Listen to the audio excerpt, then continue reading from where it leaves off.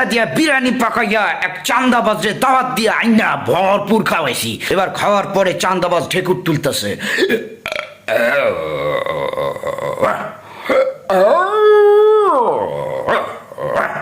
আমি বললাম, কিরে কি খবর, কি খাইছস,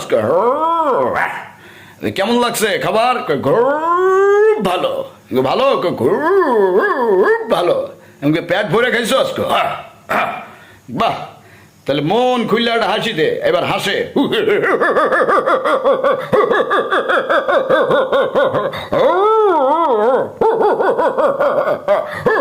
বললাম থাম থাম থাম, তো ভাই খাওয়াইছে, বাইরে এবার একটা থ্যাংক ইউ দেখো। Thank you, thank you. আমি বললাম ঠিক আছে, যা এবার কর।